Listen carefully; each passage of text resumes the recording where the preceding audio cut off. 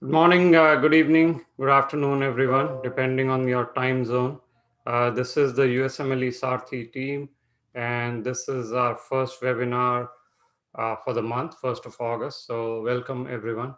Obviously, we'll help you with some tips for the upcoming match and also answer some questions that you may have. So, Dr. Reddy and I will be with you to answer the questions. Some of the important topics that we are going to discuss today, what profiles are likely to benefit in the 2022 match season. So what kind of scores, graduation, the USC, etc., will help, and what you should be doing to make yourself a competitive applicant.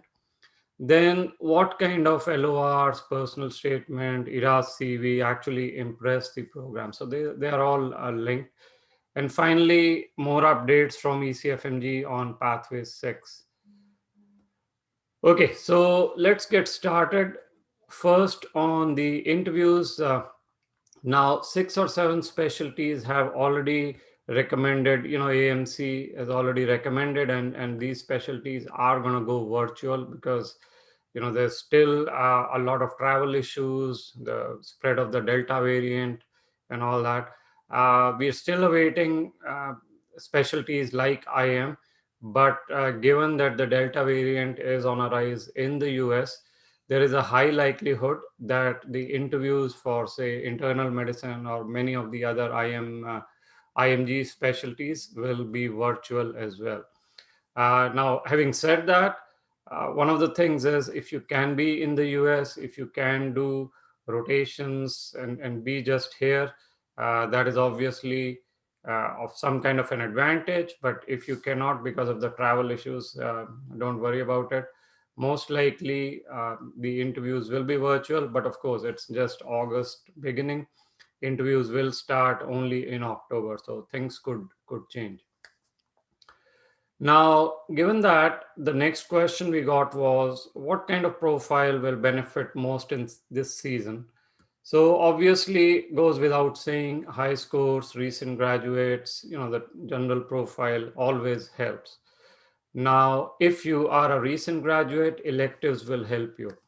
If you're unable to travel, telerotations are something to be considered seriously, because without USCE, without the telerotations or on-site rotations, it's going to be very hard for you to match, even if you're a recent graduate with high scores. So last year, what we saw was recent graduates' high scores. They had telerotations and they found it easy. But on the other side, there were applicants 260 plus scores, no USCE, recent graduates, they couldn't match. So consider telerotations if you cannot travel. That will really help. And we do have several telerotations that you can check our website on that can help you. That brings us to the next point on LORs. So the LORs have to be customized and personalized. The generic LORs don't really work. And we are strongly suggesting at least 3 US LORs. So 3 US LORs, although you're allowed 4. So maybe if you're a recent graduate, you can have one from the home country. But 3 months of USC, 3 months of uh, on-site or tele experience should be able to help you. And with 2 months to go, there are opportunities still to do these rotations. That should help you. But remember, 3 US LORs which are customized and personalized, where the attending or the PI, depending on how you get it, they have to be able to vouch personally about your work ethic, about your clinical skills, about your hard work, and make it very, very personalized to the applicant. Those are the kind of LORs that help. And so consider that. Now, the other question we got was home country LOR. So, like in last season, this season also home country LOR will have a lot of value, especially if you've worked in the COVID area. So, home country experience inpatient in COVID is absolutely fantastic. It is a very strong experience. You should definitely go for it. any COVID related work, whether it's volunteering, COVID relief, participation in research programs around COVID. If you have these opportunities, even if you are in your home country, you can make a very strong CV, very strong applications. And many of our students in the last season, if they had COVID on their CV, got into extensive discussions on their own role in COVID and actually helped a lot. So, anyone with COVID experience, either in your home country or in the US, definitely helps. The next question is on ERAS CV. So, what can I do now? How can I structure the ERAS CV? So, at this point, of course, you should be started to think about both the CV and the PS, listing your achievements, skills, hobby, experiences in the CV which you think are worthy to go in. And our students have already started. Now, the things to avoid in the CV, right? This is one of the most important things students forget. One is, of course, the grammatical mistakes, the typo. I mean, it is very irritating to the program to find grammar, those errors and typos, and just careless writing. So you should be able to use tools like Grammarly, check it thoroughly to make sure some of these basic mistakes are avoided. The other second mistake we've seen in the CV is just pure repetition. Every experience starts with I did history, I did physical, those kind of things. So actively participated in case discussions without telling anything specific. So these kind of repetition are to be avoided. The programs don't have time to read through repeated uh, sentences which add no value. And the third thing is avoid lying on the CV. A lot of students just whether or not they've been involved in research would pick something up, write it, and they have no idea what they have done or they've not done. So lying has to be avoided. Related to that is just the fluff up. They add a lot of fluff to the CV and they're not able to talk about it. So the rule of the CV is anything and everything on your CV is a fair game for discussion in the interview. So the programs can and will ask you about everything on your CV, whether it is the hobby, whether it is the volunteer experience. If you have it, that's fair enough. You should be able to talk about it. So those are some of the mistakes that students make on the CV. So, what kind of skills you should be showing in your CV? So, think about what programs are looking for in their PGY1, and those are the skills you need to show. So, for example, clinical acumen, examples of those. How you managed a case, examples of your teamwork, examples of hard work, example of patient counseling or family meetings. Those are some of the things, whether you've done it in your home country or you've done it as part of your USC. These are the things that you should be focused on, of course, in addition to any research that you may have or other activities, COVID, for example, like I mentioned. Now, let me see if there are any questions. So, Praneeth, are there any questions for now, which I may have missed? I'm not looking at the YouTube. Mhm. Yeah, there is one question that we have. Okay, what's the question? So it is, if I want to match into other specialties like dermatology, will COVID experience still help? So COVID experience can help in all specialty. Of course, dermatology is very hard to match into. So that's a different topic on the differences in the specialty. But COVID experience, because it tells the program the ability of applicants' ability to work under stress, right? So work under a resource constraint environment. The applicant's ability, you may have counseled the families, you may have counseled the patients. So it's a very, very good experience. And the fact that COVID is a great equalizer. How they've managed COVID here in the US versus maybe in India, it's not much of a difference. So you can actually bring out the skills which programs are looking for in the applicant. Like I said, how Where do you take stress? Can you work long hours? Can you counsel families? All those are excellent skills. So, with that, let me move on and move on to some other questions that we got. So, IRAS CV we spoke about. The other thing at this point, which you should be working on, is program list and program outreach. And there are reasons that you should be starting on now.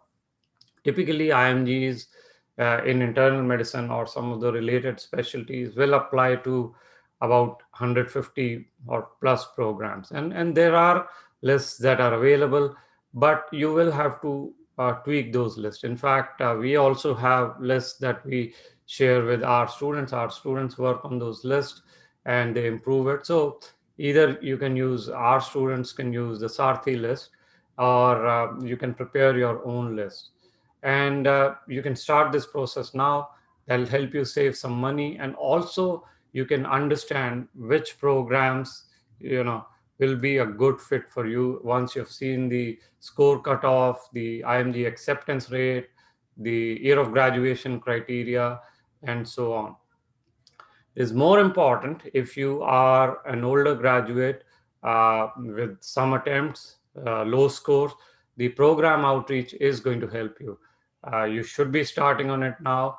You can ask, you can stay in touch with the program, ask relevant question, express your interest, and we have classes around this that we help our students with, and that way you can have the program coordinator, or in some cases even the program director, take a look at your application and maybe even offer an interview, and without putting you through the filter. Because if you have older year of graduation, if you have low scores, the chances are that you will be getting into a filter.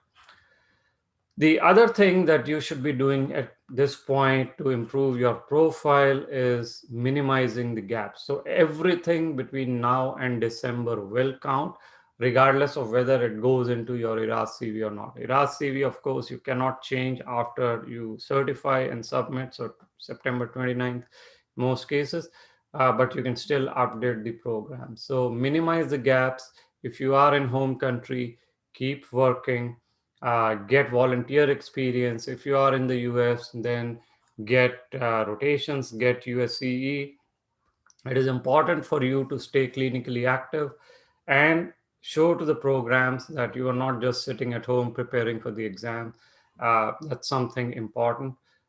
If you are not done with step three, that is something important depending again on your profile.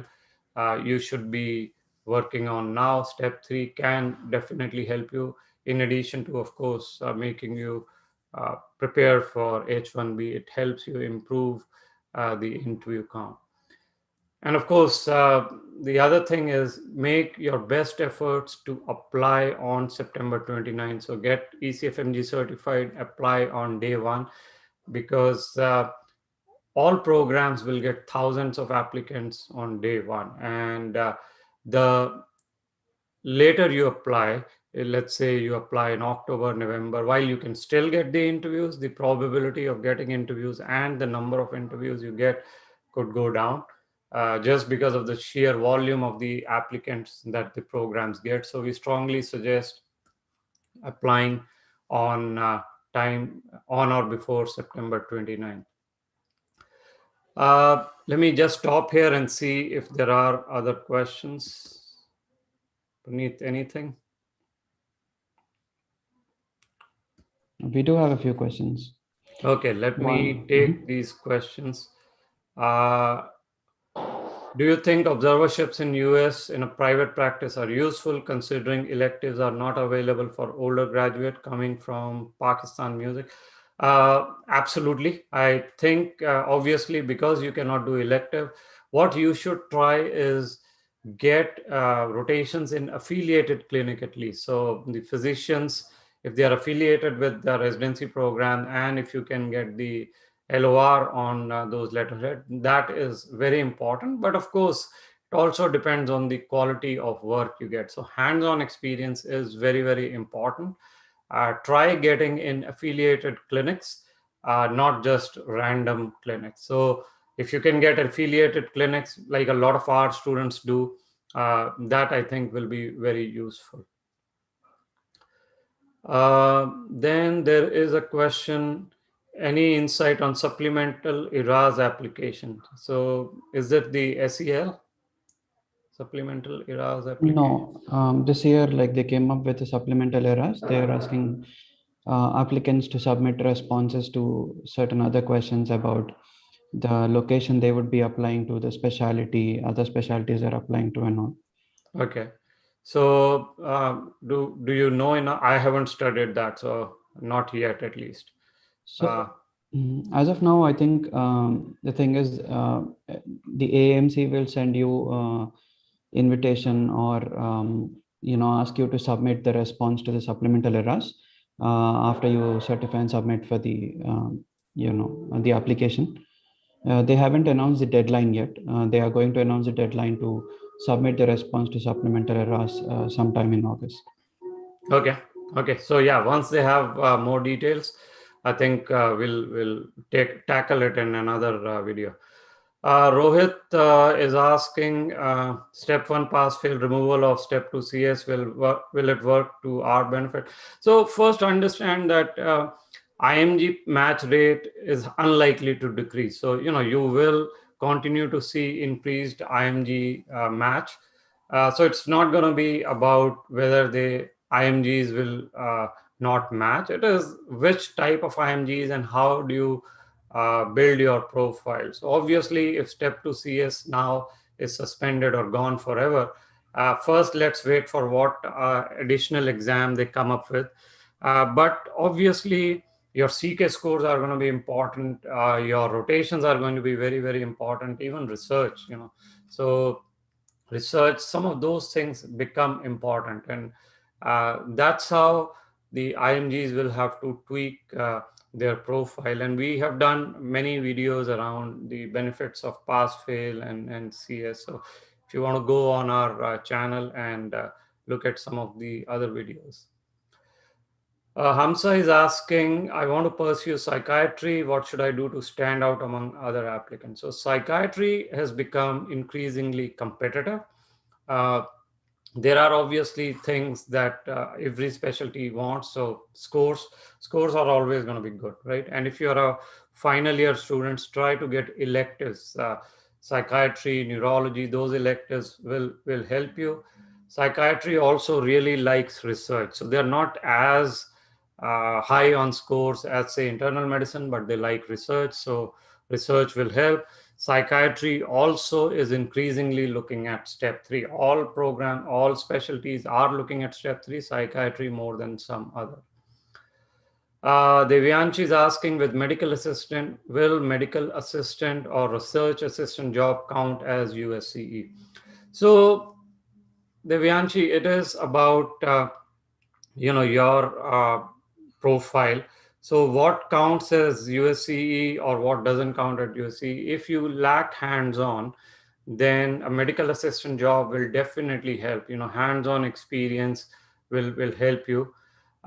If you have enough hands-on experience and you lack research, maybe the research assistant job will count. But if you don't have clinical experience, that may not help you. The research assistant job. So remember, scores and USCE are very important, and then comes things like research. Aman is asking, how does it affect not getting ECFMG certified before September 29? So again, it always helps. In terms of not helping, if you have high scores or if you have completed other parts of your application, CK included, OET included, you should still apply on September 29th and keep chasing the programs after you are certified. But of course, we prefer that you apply with complete application, including certification on 29th, but there can be circumstances that have prevented you. Don't worry about it. As long as you have both step scores, you should go ahead.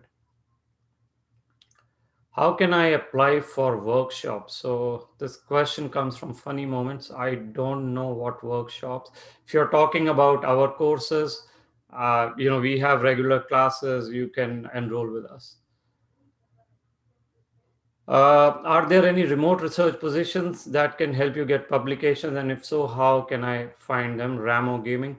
So it's unlikely that you will get remote research positions. If you directly contact the universities or the PIs, you're likely to get research positions leading to publications. But of course, we do have our own courses. These are all remote research, and we help you publish. I think Dr. Reddy has just put the link out. Will having a low step one score be a big disadvantage now that it is becoming pass fail? Uh, Probably. This question comes from Naga Arjun. If you have a lower step score, because step score will not, if you've taken the step one, the score will stay with you. So lower score may not be that big of an advantage, and it could actually turn into a disadvantage. We don't know yet. So let's see what the trends are after it becomes pass fail. But yes, if you can take step one now and get a high score 240 plus, that will definitely continue to be an advantage. For next year's match, should we wait to give OET? And I think the answer is yes, because OET is not a permanent solution. We don't know whether it will continue, so you should wait. Uh, Then there is another question. Is shadowing a US physician in a private clinic with hands on experience count as USCE?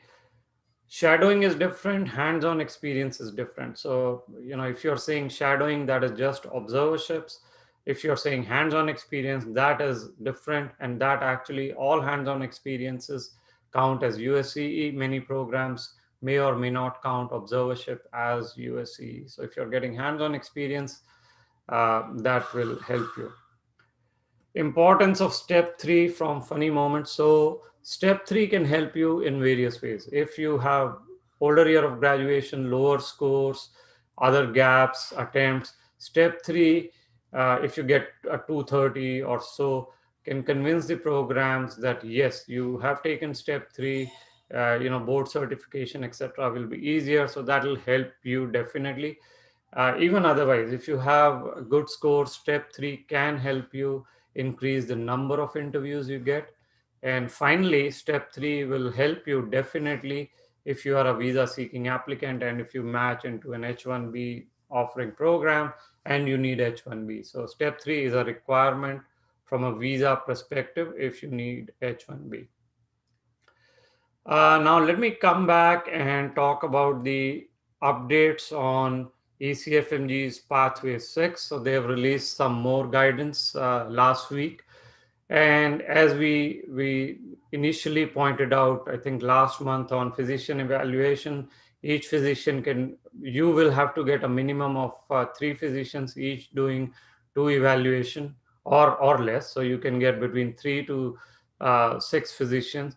And ECFMG has not mentioned that they should be certified to practice only in the US. So looks like you can get this done anywhere in the jurisdiction where the encounters will take place, and they should be eligible to practice there, and they should be practicing for at least 5 years, and they should approve to share their names and email that they will use to submit the evaluations with ECFMG. So definitely the physicians should be open to sharing their names and emails.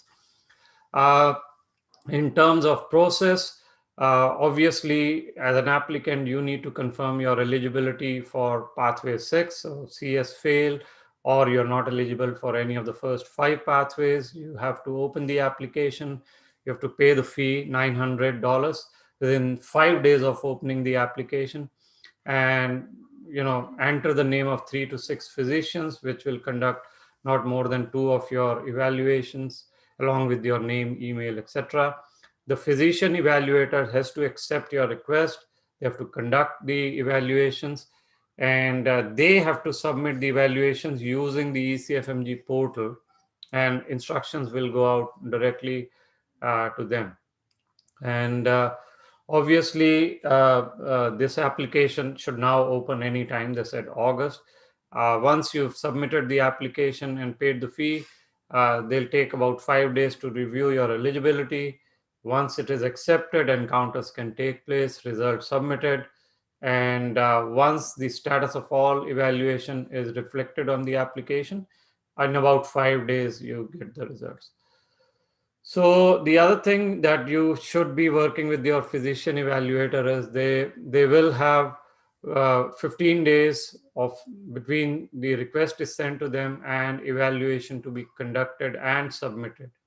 So the window is only 2 weeks between the time they accept the request. So that's something to be careful about. Otherwise, ECFMG will withdraw your request and the names of the evaluator will be removed. Evaluations can only take place after you have submitted physician evaluation details to the ECFMG and he or she has accepted the request.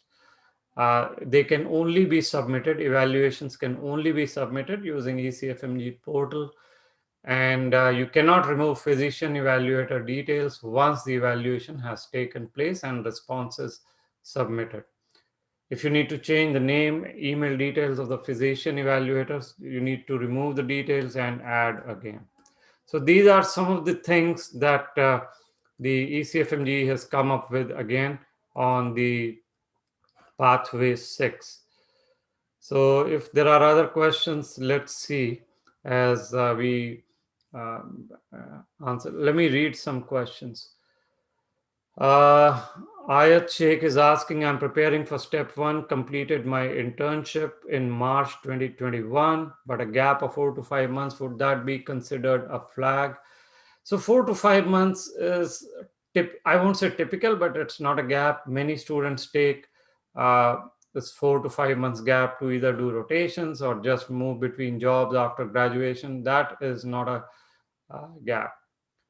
Devanshi is asking, is hands-on experience in private clinic or university considered legal for non-US IMGs and a graduate? So obviously there are states, Devanshi, like California, where you cannot do hands-on, but there are states like New York, New Jersey, Michigan, Illinois, that you can legitimately do hands-on. You have to have malpractice. Our physicians do cover you for malpractice. It is not illegal and it's allowed. A lot of our students do hands-on rotation after graduation. Can a gap of 1 year be covered by showing that you were working in your home country? Comes from Nags S. So gap is anything that you were not working, just preparing for exam or not clinically active. So yeah, if you can show that you were working in your home country, I think that'll help.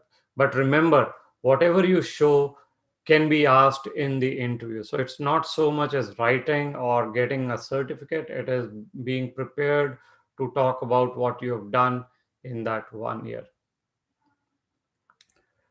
Do applicants from India match into diagnostic radiology or interventional radiology? And yes, diagnostic is very, very common. In fact, we did an interview recently. Our students, a few of them match every year into diagnostic radiology. Interventional radiology, I haven't seen many. If yes, how to go about it?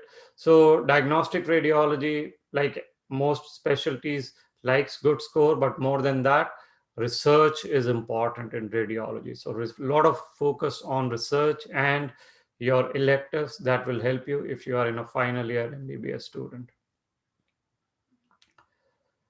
Ayat Sheikh is asking a question, and maybe Praneeth, you can answer. I'm a registered practitioner with the State Medical Council, UP. So this is Uttar Pradesh.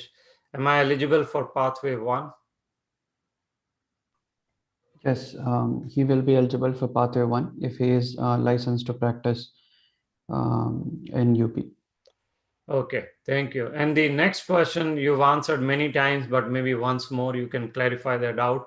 From 2024, as per ECFMG, our medical schools should be WFME accredited. Many of the med school in India are not as per now. So are we not allowed to apply from 2024? So to answer this question, basically, there is still time for 2024. So as of now, yes, the accrediting agency for medical school in India, which is NMC now, is not in the list of the registered things for ECFMG. So as of now, we are not, but there is still time. So it might be included in the list by 2024. But nevertheless, like we always said, if you complete the certificate of verification or the form 186 process before 2024, that is maybe 2023 mid or ending, you will still be able to apply for the USMLE exams and continue for ECFMG certification, irrespective of whatever rule comes up in 2024. That is official statement from ECFMG. So that is one way to go. Okay. Maram is asking, Pathway 6, is it acceptable if the evaluator is a consultant dermatologist?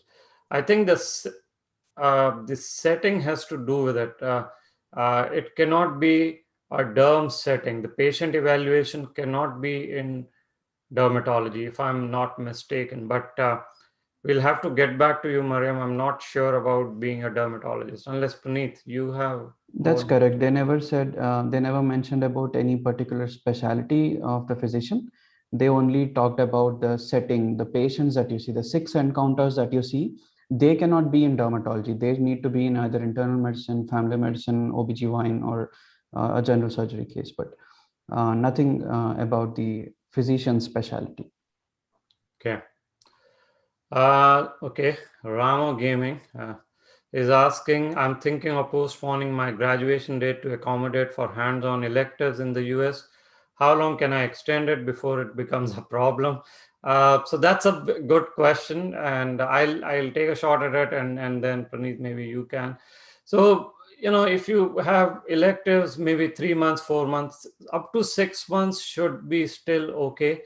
Uh, Anything more than 6 months, the programs will definitely could ask questions. So Praneeth, any other perspective you have in terms of extending the graduation?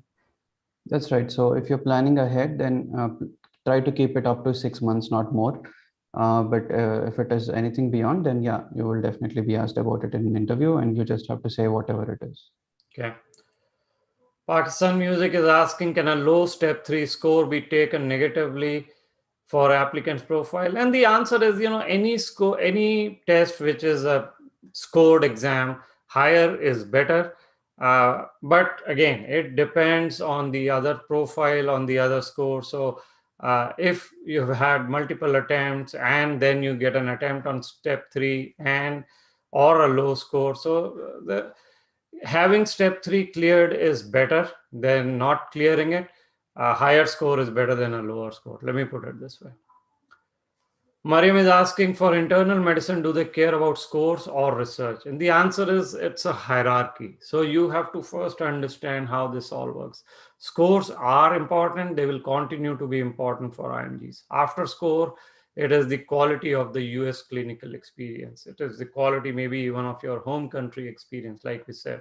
And then, of course, step 3 is part of those scores.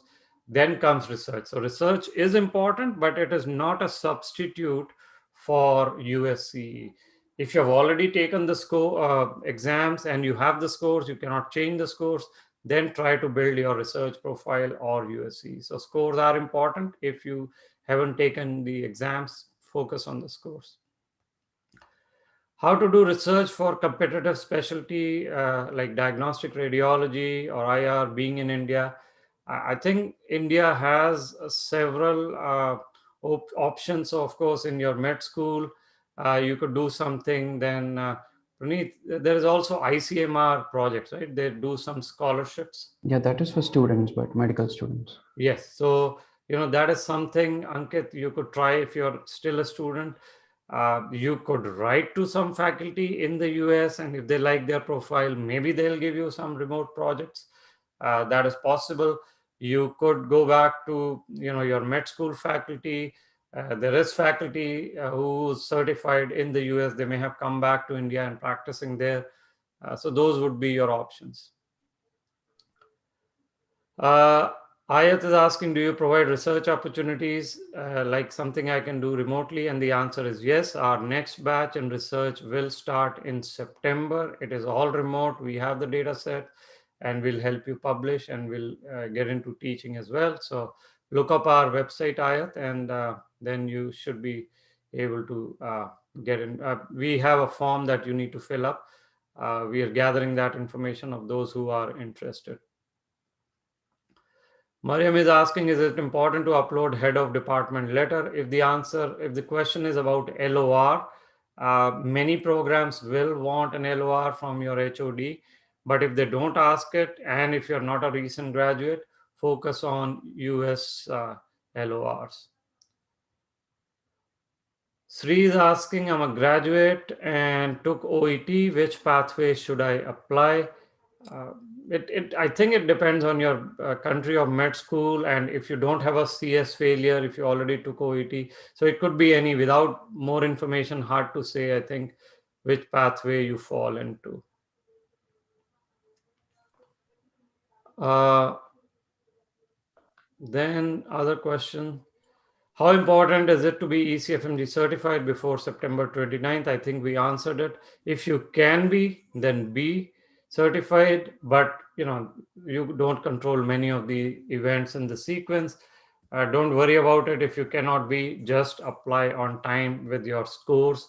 But don't remember that if you don't have CK score, for example, even if you apply on day one, programs are not likely to extend the interview to you. So that step one and CK, I think, will be considered by the program definitely, even if they want to invite you for the interview. So make sure to have these two. What are some hospitals that have a high acceptance rate for international students? Because application fee for electives can get pretty high. So let me answer it. There are obviously a lot of programs depending on the specialty. There are at least 200 programs in internal medicine, for example, that take IMGs regularly, more than 25-30%. Our students go there regularly, so that we are no. So getting a list out here for 200 programs is not easy. Most of these programs tend to be New York, New Jersey, Ohio, Pennsylvania, Illinois, Michigan. So you can do that. Dr. Reddy also did a video on how to search for the programs. So it's on our YouTube channel. That can help you on how to look for such programs. And of course, if you are our student, we will give you that list. We update that list on an annual basis. We are updating the list of all the programs, so that way you can take a look. In terms of electives, yes, I'm sorry, I thought you were asking in general. So some of the programs, I think, Praneeth, you can say which programs are open for electives, but again, the list can be huge. Right now, regarding the university programs, University of Alabama is open, University of North Carolina is open.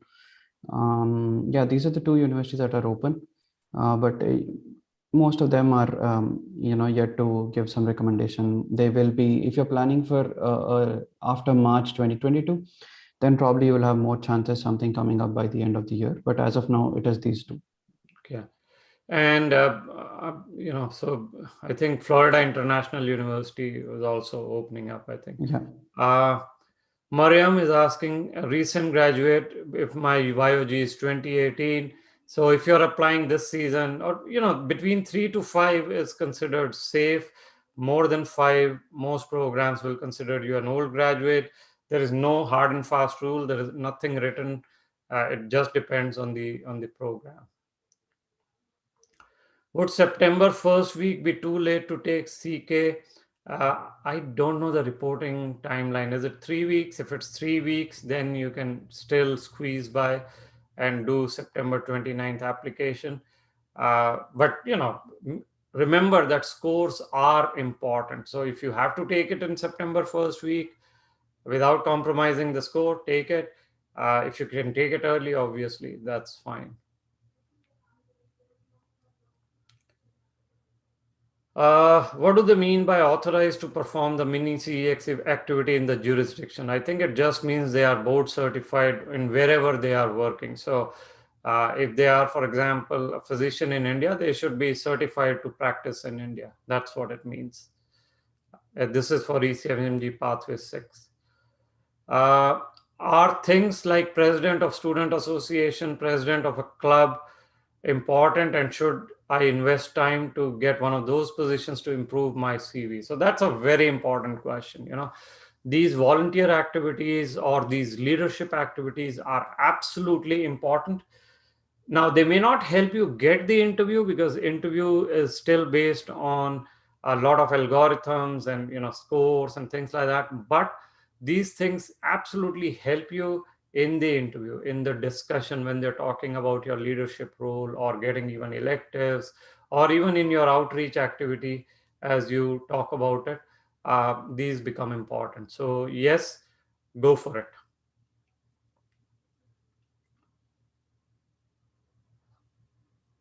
Since I am a graduate, I need externships. Are there opportunities to get them directly from the university?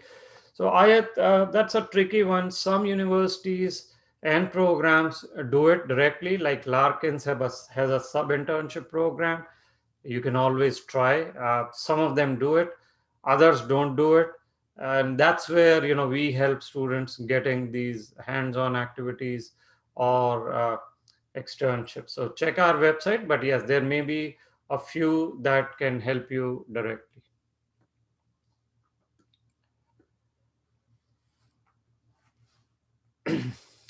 So if you get these rotations from third parties, are the LORs at par? So like we are a third party, but we don't give you LOR. The LOR is given directly by the physician. So there is nothing subpar or at par. It is the same LOR given by the physicians, whether you go to them directly or through agencies like us. So LOR is always given by the physician.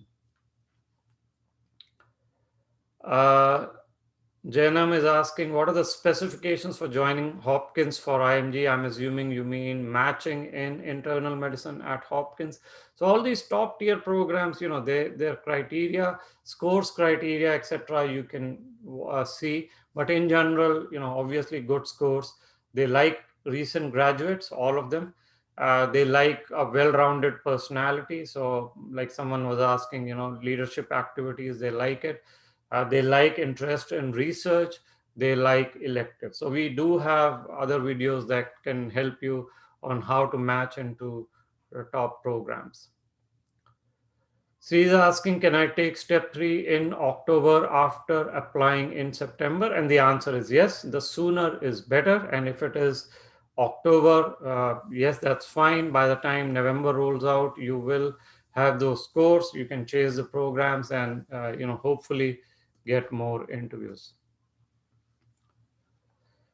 Harika is asking an important question. If I'm doing telerotation or externship during the interview season, will it be useful? And the answer is absolutely yes. And this is something we keep telling our students. We have regular classes on program outreach, what to say, when to say, how to do the email. All these become important. And yes, they are important during the season also. Is emailing the only way? No, there are other ways. Of course, you can reach out through various channels. The email is one of them. But yeah, it will definitely help you.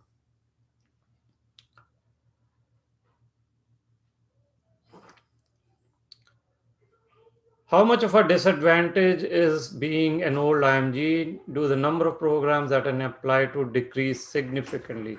So yes, it is a disadvantage being an old IMG, everything said and done. But as we have pointed out in various videos, and you can watch the videos of our students, old year of graduation can absolutely be overcome by scores, by showing that you have been clinically active, whether working in home country, whether working in the US, doing research. So there are a lot of things that can help you. Program outreach, excuse me, will also help you. So it is what it is. Old IMGs, yes, the number of programs may reduce, but absolutely every year they keep matching, they will keep matching. Jainam, minimum score for getting into John Hopkins for IMG, you can go to their website and check. In general, these top tier programs never will say 260, 250 plus. Most of their score cutoff will be 230s, 240, but that is just what they have mentioned. Like I said, they look at other things in your profile. Does having some relatives doing residency in US helps in matching in the same institute? Ankit is asking. It's a very important question. The broader question is, do professional and personal networks help in matching? And the answer is absolutely yes. They can definitely help you get the interview, and if it's your spouse or some close relative, they will definitely consider your application seriously. Of course, interview is a different ball game, but yes, why not? It helps. Is it true that J1 visas are being offered by programs and H1B visa? So programs don't offer J1 visa. That is through ECFMG.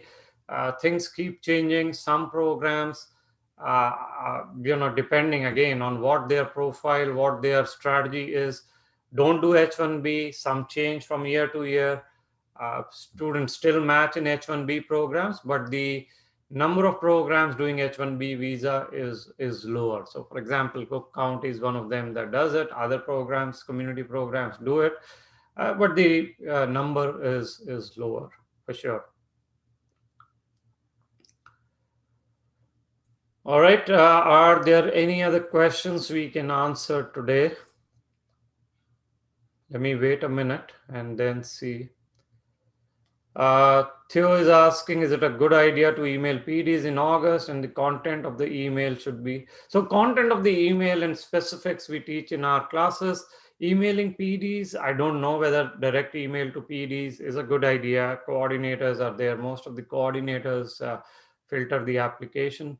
Uh, in terms of high level content, tell them why you're interested in the program and then talk about your fit to the program. Generic emails don't tend to help that much. It is mostly very specific, so they should see that you have done good research about the program, that you're really interested in the program. Swastika is asking, what are the chances in OBGYN, one of the hardest specialties for IMGs to match in? We do have some matches on and off in OBGYN, but very hard. Typically, a lot of research in OBGYN in the US, high scores, they help. Home country residency is an added benefit. Would a candidate with both STEP scores and ECFMG certification have a better advantage and higher chance of getting more interviews than a candidate finishing STEP 2 in October and applying? And the answer in general is yes. If you have high scores, you have ECFMG certification, and you're applying on time, you are in the first pool of applicants.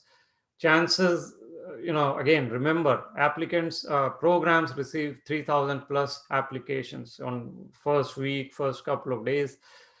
It's very hard for them to go into someone who's completing the application in October, unless you keep chasing them. So try your best to apply on day one, but doesn't mean that applying in October or CK in October will not get you the interviews.